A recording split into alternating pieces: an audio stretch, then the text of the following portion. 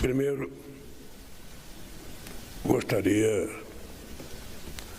de dizer a vocês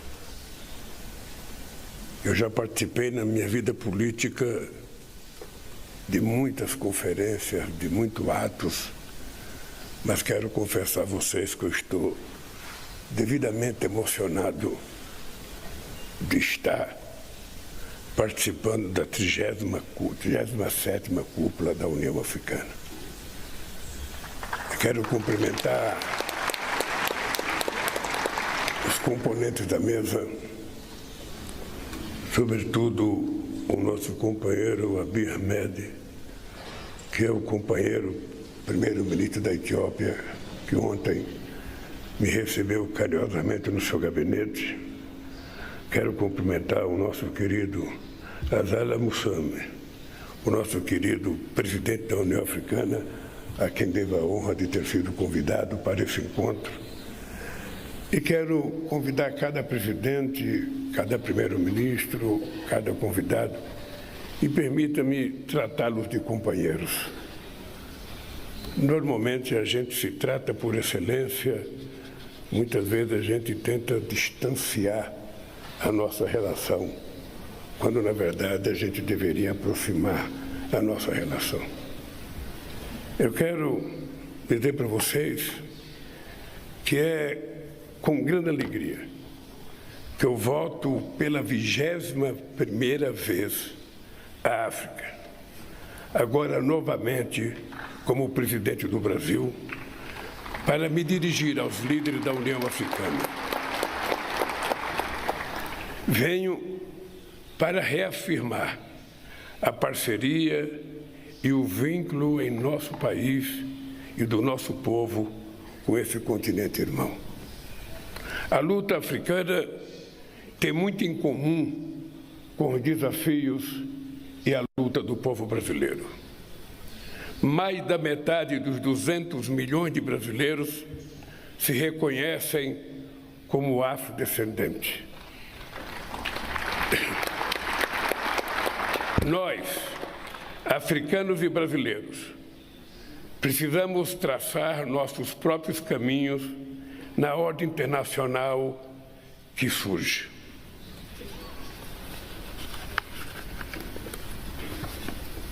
Precisamos criar uma nova governança global, capaz de enfrentar os desafios do nosso tempo. Já não vigoram as teses do Estado mínimo. Planejar o desenvolvimento agrícola e industrial voltou a ser parte das políticas públicas em todos os quadrantes. As transições energética e digital demandam incentivo e orientação dos governos. Tentativa de restituir sistema internacional baseada em blocos ideológicos não possui lastro na realidade. A multipolaridade é um componente inexorável e bem-vindo ao século XXI. A consolidação dos BRICS como principal espaço de articulação dos países emergentes é um avanço inegável. Sem os países em desenvolvimento, não será possível a abertura de novo ciclo de expansão mundial, que combine crescimento, redução das desigualdades e preservação ambiental com ampliação das liberdades. O Sul global está se constituindo em parte incontornável da solução para as principais crises que afligem o planeta. Crises que decorrem de um modelo concentrador de riquezas e que atingem, sobretudo, os mais pobres, e entre esses, os imigrantes. A alternativa às mazelas da globalização neoliberal não virá da extrema-direita racista e xenófoba. O desenvolvimento não pode continuar sendo o privilégio de poucos. Só um projeto social inclusivo nos permitirá erigir sociedades prósperas, livres, democráticas e soberanas. Não haverá estabilidade nem democracia com fome e desemprego. O momento é propício para resgatar as melhores tradições humanistas dos grandes líderes da descolonização africana. Ser humanista hoje implica condenar os ataques perpetrados pelo Hamas contra os civis israelenses e demandar a libertação imediata de todos os reféns. Ser humanista impõe igualmente o rechaço à resposta desproporcional de Israel, que vitimou quase 30 mil palestinos em Gaza, em sua ampla maioria mulheres e crianças, e provocou o deslocamento forçado de mais de 80% da população. A solução para essa crise só será duradoura se avançarmos rapidamente na criação de um Estado palestino livre e soberano. Um Estado palestino que seja reconhecido como membro pleno das Nações Unidas, de uma ONU fortalecida e que tenha um Conselho de Segurança mais representativo, sem países com poder de veto e com membros permanentes da África e da América Latina. Há 2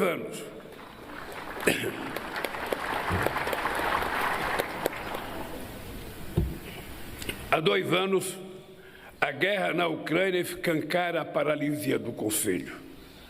Além da trágica perda de vidas, suas consequências são sentidas em todo o mundo, no preço dos alimentos e de fertilizantes. Não haverá solução militar para esse conflito. É chegada a hora da política e da diplomacia. Senhoras e senhores, com seus 1,5 bilhão de habitantes e seu imenso e rico território, a África tem enormes possibilidades para o futuro. O Brasil quer e precisa crescer junto com a África. O povo brasileiro está recuperando sua soberania política e econômica. Estamos adotando um projeto de transformação ecológica que nos permitirá dar um salto histórico. Estamos resgatando nossa democracia, tornando-a cada vez mais participativa. Com o Bolsa Família e outras políticas públicas bem-sucedidas, voltaremos a sair do mapa da fome, retirando milhões de brasileiros da pobreza. Falar de educação inclusiva, tema desta cúpula, é simplesmente falar do futuro. No mundo, quase 250 milhões de crianças estão fora da escola. No Brasil, estamos implantando escolas em tempo integral, além do pagamento de uma poupança para os alunos mais pobres do ensino médio, como forma de reduzir a evasão escolar. Vamos ampliar o número de bolsas ofertadas para receber estudantes africanos em nossas instituições públicas e de ensino superior. Estamos dispostos a desenvolver programas educacionais na África e a promover intenso intercâmbio de professores e pesquisadores.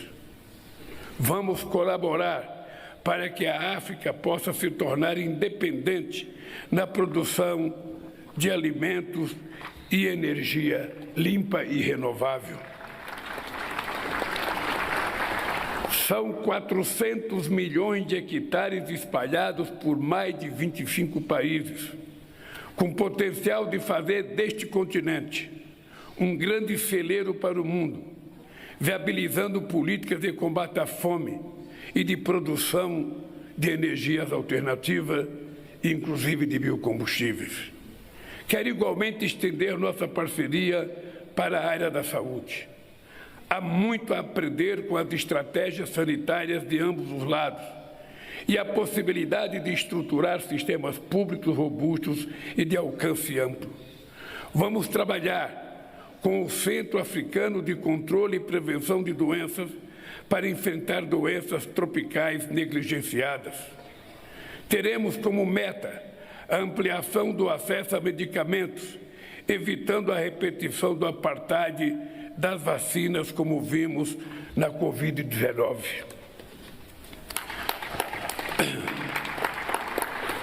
Cuidar também da saúde do planeta é também nossa prioridade. O imperativo de proteger as duas maiores florestas tropicais do mundo, a Amazônia e a do Congo, nos torna protagonistas na agenda climática. Os instrumentos internacionais hoje existentes são insuficientes para recompensar de forma eficaz a proteção das florestas, sua biodiversidade e os povos que vivem, cuidam e dependem desses biomas. Com a recuperação de áreas degradadas, podemos criar um verdadeiro cinturão verde de proteção das florestas do sul global. Em conjunto, com parceiros africanos, o Brasil quer desenvolver e construir uma família de satélites para monitorar o desmatamento e a agricultura. Para levar adiante todas essas iniciativas, vamos criar um posto avançado de cooperação junto à União Africana em setores como pesquisa agrícola, saúde, educação, meio ambiente e ciência e tecnologia. Nossa representação diplomática em Addis Abeba contará em breve com funcionários de órgãos governamentais, como a Agência Brasileira de Cooperação, a nossa empresa brasileira de pesquisa na agricultura e o nosso grande instituto Fiocruz, nossos órgãos de pesquisa e desenvolvimento em agropecuária. Tudo isso para ver se a gente recupera a nossa possibilidade de cooperar com os países africanos. A presença da União Africana como membro pleno do G20 será de grande valia, mas ainda é necessário a inclusão de mais países do continente como membros plenos. Eu descobri uma coisa indescritível. Quando eu fiz uma visita a vários países africanos para tentar conseguir apoio para que o Brasil sediasse as Olimpíadas de 2016, eu descobri uma coisa extraordinária. O que é o poder dos ricos diante dos pobres? Eu descobri que o continente africano, com 54 países, tinha menos delegado no Comitê Internacional das Olimpíadas do que em países com 6 milhões de habitantes na Europa. Então é preciso ter em conta que nós precisamos mudar urgentemente a representação dos países em desenvolvimento nos fóruns multilaterais, nas instituições que foram criadas no tempo de Bretton Woods para que a gente pudesse tentar consertar o mundo depois do pós-guerra. Hoje, essas instituições não ajudam mais, pelo contrário, sufocam os países. Por isso, nós temos agendas comuns a defender. É inadmissível que um mundo capaz de gerar riquezas da ordem de 100 trilhões de dólares por ano conviva com fome em mais de 735 milhões de pessoas. Estamos criando no G20 a Aliança Global contra a Fome, para impulsionar um conjunto de políticas públicas e mobilizar recursos para o financiamento dessas políticas. Cerca de 60 países, muitos deles na África, estão próximos da insolvência e destinam mais recursos para o pagamento da dívida externa do que para a educação ou para a saúde. Isso reflete o caráter obsoleto das instituições financeiras como o FMI e o Banco Mundial, que muitas vezes agravam crises que deveriam resolver. É preciso buscar soluções para transformar dívidas injustas e impagáveis em ativos concretos, como rodovias, ferrovias, hidrelétricas, parques de energia eólica e solar, produção de hidrogênio verde e rede de transmissão de energia. Precisamos acompanhar passo a passo a evolução dessas novas tecnologias. A inteligência artificial não pode tornar-se monopólio de poucos países e poucas empresas.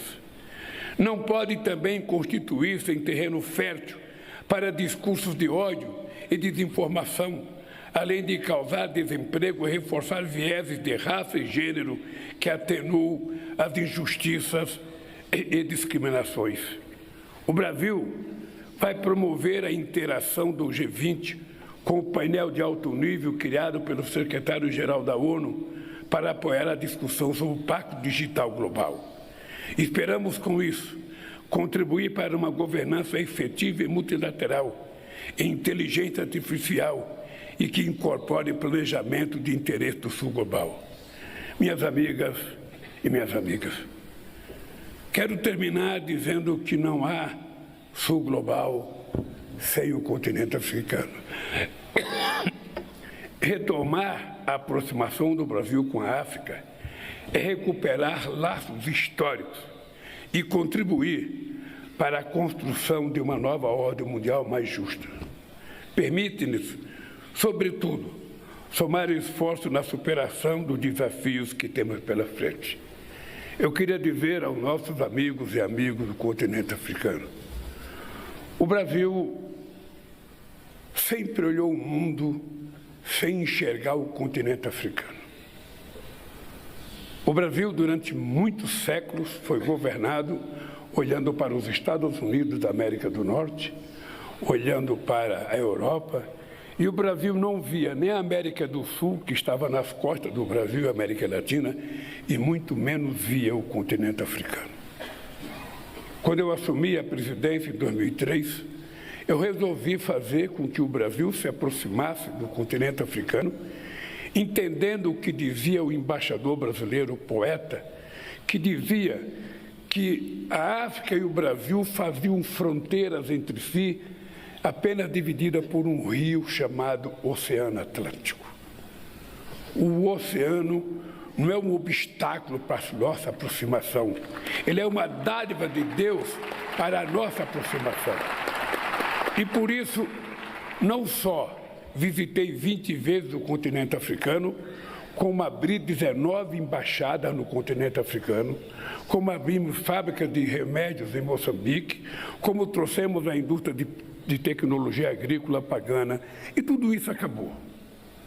E eu voltei a presidir o país. E quero dizer para vocês, eu voltei e quero contribuir com o continente africano. O Brasil não tem tudo que a gente pensa que tem. O Brasil não tem todo o dinheiro que eu gostaria que tivesse. O Brasil não tem todo o conhecimento científico e tecnológico que eu gostaria que tivesse. O Brasil não tem no mundo a força que eu gostaria que tivesse. Mas o que eu gostaria de terminar minhas palavras é dizendo para vocês, tudo, muito ou pouco, que o Brasil tem, eu quero compartilhar com os países africanos, porque nós temos uma dívida histórica de 300 anos de escravidão e a única forma de pagar é com solidariedade e com muito amor. Um abraço e muito obrigado.